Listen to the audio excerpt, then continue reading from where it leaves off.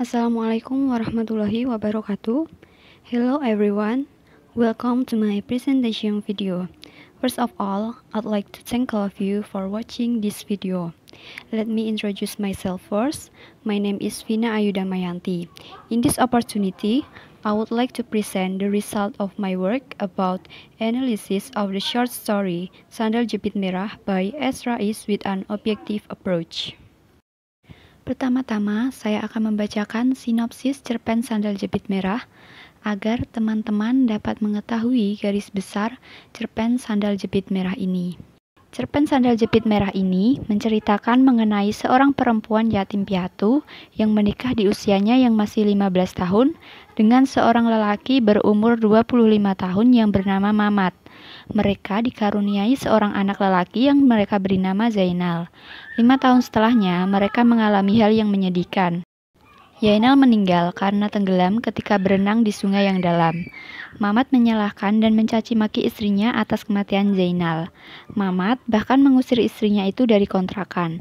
Beberapa waktu berlalu, wanita itu memutuskan untuk kembali ke kontrakan. Namun, dia tidak menemukan suaminya di sana. Ternyata suaminya telah menikah lagi dengan wanita lain dan tinggal bersama istri barunya itu. Setelahnya, wanita itu hidup sendirian dan menjadi gelandangan selama berpuluh-puluh tahun. Pernah satu kali wanita itu bekerja sebagai pembantu di tempat penjualan narkoba. Di sana, dirinya sering ditawari bekerja sebagai pengedar narkoba sekaligus sebagai wanita tunasusila. Namun wanita itu selalu menolak. Karena tidak tahan akan hal tersebut, wanita itu memutuskan untuk berhenti dan membeli gubuk reot yang ada di sekitar tempat pembuangan sampah di kota lain. Disitulah dia memulai kehidupan barunya sebagai seorang pemungut paku bekas yang bersembunyi di tumpukan sampah yang menggunung. Dan itu berlalu begitu saja, berpuluh-puluh tahun lamanya. Sebelum saya menunjukkan hasil dari analisis cerpen Sandal Jepit Merah dengan pendekatan objektif, saya akan menjelaskan secara singkat mengenai pendekatan objektif. Pendekatan objektif adalah pendekatan yang menganggap sastra sebagai sesuatu yang otonom, terlepas dari alam sekitarnya, pembaca, dan pengarang. Yang dianalisis dalam pendekatan objektif adalah keterbagian atau kompleksitas dari unsur intrinsik, yakni menganalisis bentuk formal sastra, fenomena-fenomena karya sastra. Pendekatan objektif memusatkan perhatian semata-mata pada unsur intrinsik. Unsur intrinsik dalam karya fiksi yang dianalisis yaitu tema, alur, penokohan, latar, sudut pandang, dan amanat. Selanjutnya, saya akan membahas mengenai hasil dari analisis yang telah saya lakukan terhadap cerpen Sandal Jepit Merah dengan menggunakan pendekatan objektif. Hal pertama yang akan saya bahas yaitu tema. Dalam cerpen ini sendiri mengusung tema kepedihan hidup. Hal ini karena tokoh utama yaitu istri Mamat mengalami kepedihan hidup setelah anaknya meninggal. Dia ditinggalkan suaminya dan harus hidup menjadi gelandangan selama bertahun-tahun. Kepedihan hidup wanita ini digambarkan dalam kutipan berikut. Matanya telah tua, setua perjalanan kepedihannya yang menahun. Dan perempuan itu tak mampu lagi menikmati tarian kunang-kunang yang muncul sebagai teman dalam pekat malamnya. Dan juga dalam kutipan berikut ini, luka-luka mengering di telapak kakinya, bagi prasasti yang menceritakan bagaimana kepedihan hidupnya selama ini, selama puluhan tahun. Selanjutnya yaitu alur. Alur yang digunakan dalam cerpen ini yaitu alur campuran atau maju mundur. Cerpen ini dimulai dari cerita di masa kini ketika wanita itu telah menjadi wanita tua yang hidup sebatang kara, seperti yang dituangkan dalam kutipan berikut ini. Di salah satu sudut remang, seorang perempuan tua berselonjor di atas sebuah bangku bambu. Dipijatnya urat-urat kaki yang menegang akibat rutinitas melelahkan sehari ini. Kulit-kulit keriputnya seakan bicara tentang lelah yang telah menggunung seperti tumpukan sampah yang ada di belakang gubuk reotnya. Lalu, alur berubah menjadi alur mundur, karena terdapat flashback atau kilas balik masa lalu wanita itu, yaitu ketika masih menjadi perempuan muda yang hidup bersama suami dan anaknya. Hal ini terdapat dalam kutipan berikut ini. 5 tahun berlalu setelah Mamat mengawini perempuan itu dalam usia belia, 15 tahun. Sebagai anak yatim piatu sebatang kara, perempuan itu tak mungkin menolak lamaran Mamat, lelaki berumur 25 yang begitu sayang padanya. Dengan berbekal keterampilan di bidang bangunan, Mamat mampu membiayai hidupnya dan menyewa sepetak kamar di pinggiran kota. Kebahagiaannya makin lengkap setelah dari rahimnya lahir seorang anak sehat, walaupun saat itu usianya baru 16. Dan alur berubah lagi dengan kembali lagi ke kehidupan masa kini wanita itu ketika sedang berada di Gubuk Reot. Hal ini dibuktikan dengan kutipan berikut. Malam masih menyajikan aroma kesunyian di sekitar Gubuk Reot itu. Selanjutnya adalah tokoh dan penokohan. Namun sebelum masuk ke penokohan, saya akan memberitahu bahwa di sini terdapat 3 tokoh, yaitu istri Mamat, Mamat, dan anaknya yang bernama Zainal. Selanjutnya akan saya jelaskan mengenai penokohan dari ketiga tokoh tadi. Yang pertama, istri Mamat. Istri Mamat ini berwatak ceroboh dan berpendirian teguh. Ceroboh pada cerpen ini dibuktikan dalam kutipan berikut. Ampun Kang, saya akui saya memang ceroboh, tetapi ini semua sudah jadi takdirnya. Terimalah Kang, saya ibunya, saya lebih pedih ketimbang Akang. Maafkan saya Kang. Kutipan tersebut adalah kalimat yang diucapkan oleh istri Mamat setelah dia dicaci maki oleh suaminya sendiri dengan mengatakannya ceroboh dan tidak bisa menjaga anak. Dalam kutipan tadi, wanita itu mengakui sendiri bahwa dirinya memang ceroboh. Lalu watak berpendirian teguh yang dimiliki istri Mamat dibuktikan dalam kutipan berikut. Berkali-kali majikannya, seorang bandar narkoba, menawarinya untuk bekerja sebagai pengedar barang haram tersebut, sekaligus sebagai wanita tunasusila. Tetapi, ia bersikeras, walau sebagai pembantu gajinya sangat kecil. Dalam kutipan tersebut, dapat dilihat bahwa istri Mamat berkali-kali ditawari oleh majikannya di tempat penjualan narkoba, untuk menjadi bandar narkoba dan wanita tunasusila, tetapi dia bersikeras menolak tawaran tersebut, walau gaji yang diberikan lebih besar. Penokohan yang selanjutnya yaitu penokohan dari tokoh Mamat. Tokoh Mamat ini mempunyai beberapa watak. Yang pertama, pemarah dan egois. Setelah mengetahui anaknya meninggal, Mamat langsung memarahi istrinya, mencaci maki istrinya, dan mengatai istrinya ceroboh dan tidak bisa menjaga anak. Padahal seharusnya menjaga anak adalah tugas kedua orang tua, bukan hanya seorang ibu saja. Hal ini terlihat dalam kutipan berikut. Masih terngiang di telinga perempuan itu, ketika Mamat mencacinya habis-habisan setelah tahu bahwa buah hatinya pergi mendahului. Istri macam apa kamu? Ceroboh, tidak bisa menjaga anak. Kutipan di atas juga menunjukkan bahwa Mamat memiliki sifat egois karena tidak memikirkan perasaan istrinya. Di sini, bukan hanya Mamat yang merasa sedih karena kehilangan anak satu-satunya. Istrinya juga sedih. Namun, Mamat malah memarahi dan mencaci maki istrinya tanpa berpikir terlebih dahulu.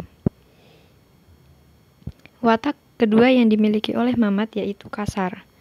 Mamat diceritakan sebagai orang yang kasar. Dia dengan berani-beraninya melakukan kekerasan pada istrinya dengan menendangnya, padahal saat itu istrinya berniat meminta maaf padanya.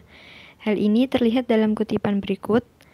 Perempuan itu memeluk kaki suaminya sambil menangis hebat penuh penyesalan. Tetapi tak ada ampun dari Mamat. Perempuan itu ditendangnya, kepalanya membentur dinding, tubuhnya tersungkur di atas sendal jepit merahnya. Dan watak terakhir yang dimiliki oleh Mamat yaitu tidak setia pada istri. Setelah Mamat mencaci maki istrinya, dia juga mengusir istrinya dari kontrakan. Saat istrinya pergi meninggalkan kontrakan, Mamat menikah lagi dengan wanita lain tanpa mengabari istrinya. Setelah itu, dia juga meninggalkan istrinya dengan tinggal bersama istri barunya di desanya. Hal ini dibuktikan dalam kutipan berikut. Tak ada yang tahu kemana perginya sang suami harapannya. Ia hanya mendengar kabar bahwa suaminya akan tinggal di desa asal istri barunya, entah di mana. Ketiga yaitu penokohan dari tokoh Zainal. Tokoh Zainal di dalam cerpen ini digambarkan sebagai tokoh yang pintar dan cerdas. Kepintaran dan kecerdasan Zainal ini langsung digambarkan secara tersurat dalam kalimat berikut. Anak laki-laki itu dinamainya Zainal Mutakin, yang tumbuh sebagai anak yang pintar, cerdas, dan pandai bernyanyi. Selanjutnya ada latar. Latar dibagi menjadi 3, yaitu latar tempat, latar waktu, dan latar suasana. Pertama, latar tempat. Latar tempat yang ada di dalam cerpen ini yaitu ada 3, yaitu kontrakan, gubuk reot, dan di pinggir sungai. Untuk latar tempat kontrakan sendiri dibuktikan dalam kutipan berikut. Suatu hari, ketika perempuan yang telah diusir suaminya itu bermaksud kembali ke kontrakannya, kamar penuh kenangan itu kosong. Selanjutnya, untuk gubuk reot dibuktikan dalam kutipan berikut. Malam masih menyajikan aroma kesunyian di sekitar gubuk reot itu. Dan latar tempat di pinggir sungai dibuktikan dalam kutipan berikut. Di pinggir sungai, sepasang sendal jepit mungil berwarna merah darah kesayangan Zainal Mungil terbujur bisu. Selanjutnya adalah latar waktu. Latar waktu yang ada dalam cerpen ini yaitu menjelang malam dan malam. Untuk menjelang malam sendiri dibuktikan dalam kutipan berikut. Senja memerah, langit sajikan semburat jingga yang berkobar di batas horizon. Sesaat lagi, malam akan menebarkan keremangan yang membaur bersama napas kesunyian. Dan juga dalam kutipan berikut ini. Suatu senja yang memerah, burung gagak bertengger di atap kamar kontrakannya. Dan untuk latar waktu malam sendiri dibuktikan dalam kutipan berikut. Berbondong-bondong, angin malam mulai menjalankan tugasnya menyelimuti semesta hitam. Malam pun menetas. Dan juga dalam kutipan berikut, malam masih menyajikan aroma kesunyian di sekitar gubuk reot itu. Bulan pucat memandanginya dari balik bayang awan hitam. Selanjutnya yaitu latar suasana. Latar suasana yang terdapat di dalam cerpen ini yaitu ada 4. Yang pertama sepi, lalu sedih, tegang, dan bahagia. Pertama, sepi. Sepi di dalam cerpen ini dibuktikan dalam kutipan berikut.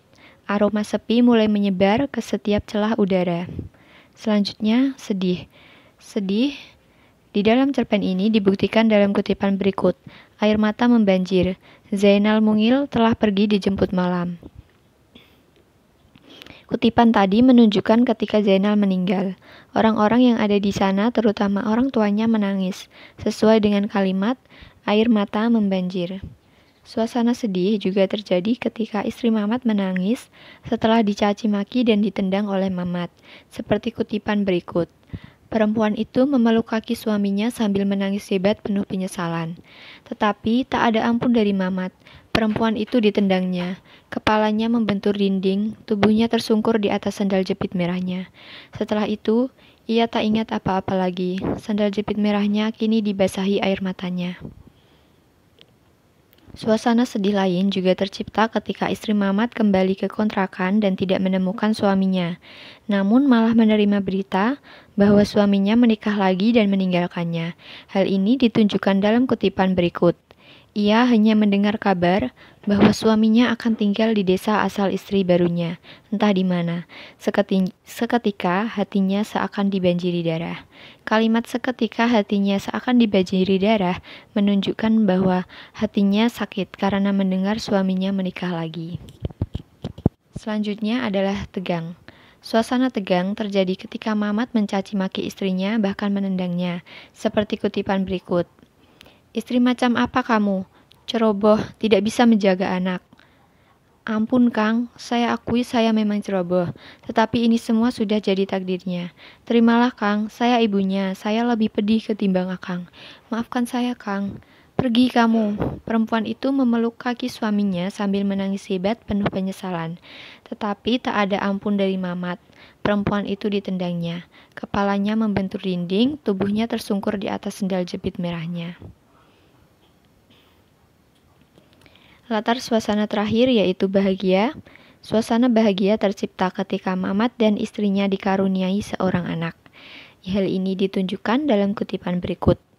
Kebahagiaannya makin lengkap setelah dari rahimnya lahir seorang anak sehat, walaupun saat itu usianya baru 16. Anak laki-laki itu dinamainya Zainal Mutakin yang tumbuh sebagai anak yang pintar, cerdas, dan pandai bernyanyi. Selanjutnya ada sudut pandang. Sudut pandang yang digunakan dalam cerpen ini adalah sudut pandang orang ketiga. Hal ini karena penulis memposisikan diri sebagai pencerita, bukan sebagai tokoh utama ataupun tokoh sampingan. Hal ini dibuktikan dalam kutipan berikut. Ia gamang menentukan kelanjutan langkahnya. Kematian Zainal Mungil telah menimbun kebencian dalam benak Mamat. Perempuan itu memeluk kaki suaminya sambil menangis hebat penuh penyesalan. Jadi, berdasarkan 3 kutipan tadi, dapat disimpulkan bahwa cerpen tersebut menggunakan sudut pandang orang ketiga, karena penulis tidak berposisi sebagai tokoh utama, dan penulis meletakkan tokoh utama sebagai orang dengan kata ganti orang ketiga, yakni ia, dan menggunakan nama tokohnya langsung. Jadi, di sini penulis seolah-olah berada di luar cerita yang mengisahkan cerita tokoh utama kepada pembacanya. Yang terakhir adalah amanat. Di dalam cerpen ini terdapat 4 amanat yang dapat dipetik. Yang pertama adalah berpikirlah sebelum bertindak. Di dalam cerpen diceritakan bahwa Mamat mencaci maki dan menyalahkan istrinya setelah kematian anaknya yaitu Zainal. Bahkan, Mamat juga mengusir istrinya dari kontrakan, padahal di sini istrinya juga tidak kalah sedihnya dengan Mamat. Seorang ibu pasti akan sangat sedih ketika anak satu-satunya meninggalkannya. Mamat harusnya tahu hal itu, tapi dia malah menyalahkan istrinya atas kematian anaknya dengan alasan bahwa istrinya tidak bisa menjaga anak. Padahal menjaga anak bukan hanya tugas ibu, namun ayah juga. Apa yang dilakukan Mamat tentu saja menyakiti hati istrinya. Terlebih setelah mengusir istrinya, Mamat malah menikah dengan wanita lain tanpa mengabari istrinya. Siapapun yang berada di posisi seperti ini pasti merasa sakit hati. Bahkan, gara-gara hal ini juga kehidupan istrinya langsung berubah. Jadi sebelum bertindak, harusnya Mamat memikirkan bagaimana perasaan istrinya dan bagaimana dampaknya untuk istrinya. Ini menjadi pembelajaran untuk kita supaya lebih memperhatikan perkataan dan perbuatan kita, serta apa dampaknya bagi orang lain. Amanat selanjutnya yaitu, tegarlah dalam menjalani sulitnya kehidupan. Cerpen ini mengajarkan kita untuk tegar dalam menjalani kehidupan yang sulit, seperti yang dilakukan oleh istri Mamat. Seperti yang diketahui, setelah diusir dari rumah dan ditinggal nikah oleh suaminya, kehidupan istri Mamat ini berubah. Dia hidup sendirian dan terlunta-lunta tanpa dukungan dari siapapun. Namun, wanita ini tetap tegar dalam menjalani hidupnya dengan mencari pekerjaan untuk menghidupi dirinya agar dapat melanjutkan dan mempertahankan hidupnya. Selanjutnya yaitu, sesulit apapun kehidupanmu, jangan tergoda oleh nafsu dunia. Setelah lama menjadi gelandangan, diceritakan bahwa istri Mamat ini mendapat pekerjaan dengan menjadi pembantu di tempat penjualan narkoba. Di tempat ini, wanita itu selalu ditawari untuk menjadi bandar narkoba dan wanita tunasusila dengan gaji yang berkali-kali lebih tinggi dari pembantu. Namun, wanita itu berpendirian teguh dengan selalu menolak tawaran tersebut. Karena dia tahu itu tidak benar. Jadi ini dapat menjadi pembelajaran untuk kita bahwa sesulit apapun kehidupan kita, jangan pernah tergoda oleh nafsu dunia. Kita harus berpegang teguh pada pendirian kita dan ajaran agama kita. Amanat yang terakhir yaitu setialah pada pasangan. Dalam cerpen ini diceritakan bahwa Mamat meninggalkan istrinya dan menikah lagi dengan wanita lain tanpa mengabarinya. Di sini Mamat masih memiliki hubungan dengan istrinya, namun malah menikah dengan wanita lain. Jadi dapat dikatakan bahwa Mamat tidak setia dan menduakan istrinya karena dia menikahi wanita lain saat masih memiliki ikatan dengan istrinya. Peristiwa ini mengajarkan orang-orang di luar sana supaya lebih setia pada pasangannya. So, that's all I wanted to say about analysis of the short story Sandal Jepit Merah by Ezra Is with an objective approach. I apologize if there's a wrong words in my presentation.